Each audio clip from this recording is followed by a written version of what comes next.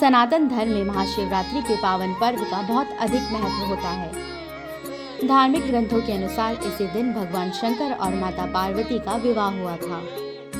महाशिवरात्रि के दिन विधि विधान से भगवान शंकर की पूजा अर्चना करने से सभी प्रकार की मनोकामनाएं पूर्ण होती हैं। महाशिवरात्रि के दिन व्रती को महाशिवरात्रि व्रत कथा का पाठ अवश्य करना चाहिए। शास्त्रों के अनुसार व्रत कथा का पाठ करने से शुभ फल की प्राप्ति होती है। आइए सुनते हैं महाशिवरात्रि व्रत कथा। शिव पुराण के अनुसार प्राचीन काल में चित्रभानु नाम का एक शिकारी था, जो जानवरों की हत्या करके अपने परिवार का पालन पोषण करता था। यह शिकारी एक साहूकार का कर्जदार था। कर्ज न चुका पाने की स्थिति में साहूकार ने उसे शिवालय में बंदी बना लिया। सहयोग से जिस दिन उसे बंदी बनाया गया उस दिन महाशिवरात्रि थी। वहीं साहूकार ने इस दिन अपने घर में पूजा का आयोजन किया। शिकारी भी पूजा और कथा में बताई गई बातों को ध्यान से सुनता रहा। पूजा विधि पूर्वक होने के बाद साहूकार ने शिकारी को अपने पास बुलाया और उससे अगले दिन ऋण चुकाने की बात कही। शिकारी ने ऋण चुकाने का वचन दिया। उसके बाद साहूकार ने उसे मुक्त कर दिया। उसके बाद वह अपनी दिनचर्या की भांति जंगल में शिकार के लिए निकल गया, लेकिन दिन भर बंदी गृह में रहने के कारण वह भूख प्यास से व्याकुल था। शिकार खोजता हुआ वह बहुत दूर निकल गया। जब अंधेरा हो गया तो उसने विचार किया कि रात जंगल में ही बितानी पड़ेगी। वह तालाब के किनारे एक बेल के पेड़ पर चढ़कर रात बीतने का इंतजार करने लगा। बेलपत्र के पेड़ के नीचे एक शिवलिंग था, जो बेलपत्रों से ढका हुआ था। इस बात का ज्ञात शिकारी को नहीं था। पेड़ हिलने की वजह से कुछ बेलपत्र के पत्ते शिवलिंग पर गिर गए और शिकारी भूखा प्यासा भी था, जिस वजह से उसका महाशिवरात्रि का व्रत हो गया।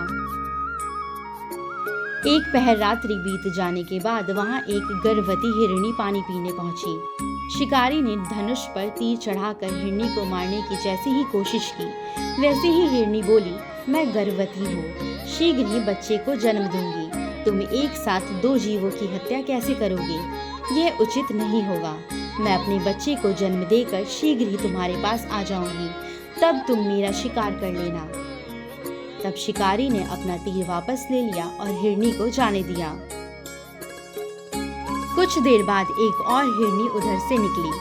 पास आने पर शिकारी ने तुरंत ही धनुष पर प्रत्यंचा चढ़ाया, लेकिन तभी हिरनी ने शिकारी से निवेदन किया कि मैं अपने पति से बिछड़ गई हूँ, मैं उन्हें ढूंढकर तुम्हारे पास आ जाऊंगी। शिकारी ने इस हिरनी को भी जाने दिया। कुछ समय बाद तीसरी हिरनी अपने बच्चों के साथ उधर से गुजर रही थी।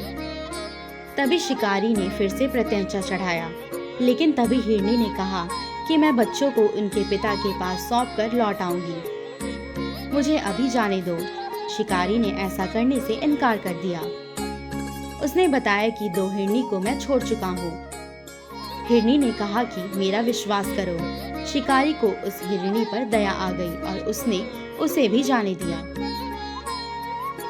उसके जाते ही वहां पर इस बार एक हिरण आया। शिकारी ने खुश होकर अपना धनुष उठाया। तभी हिरण ने दुखी होकर शिकारी से कहा, यदि तुमने मुझसे पूर्व आने वाली 3 हिरनियों और बच्चों को मार डाला है तो मुझे भी मार दो, देर ना करो, क्योंकि मैं ये दुख सहन नहीं कर पाऊंगा। मैं उन हिरनियों का पति हूँ और यदि तुमने उन्हें जीवन दान दिया है तो मुझे भी छोड़ दो, मैं अपने परिवार से मिलकर वापस आ जाऊंगा। शिकारी को उस पर भी दया आ गई और उसने इस हिरण को भी छोड़ दिया। कुछ देर बाद ही शिकारी के सामने हिरण का परिवार मौजूद हो गया, ताकि शिकारी उनका शिकार कर सके। लेकिन शिकारी ने ऐसा नहीं किया और सभी को जाने दिया।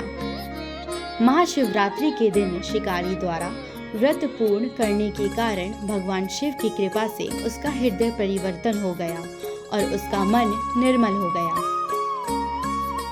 कहते हैं कि महाशिवरात्रि व्रत कथा सुनने से सभी प्रकार की मनोकामनाएं पूर्ण होती हैं और मोक्ष की प्राप्ति होती है। आपका व्रत मंगलमय हो।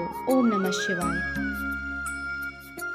आप हमारे संतवाणी चैनल को सब्सक्राइब करें, वीडियो को लाइक करें, शेयर करें और हाँ, बेल आइकन पर क्लिक करना बिल्कुल ना भूलें ताकि हमारी किसी भी वीडियो की सूचना सबसे पहले आपको मिले।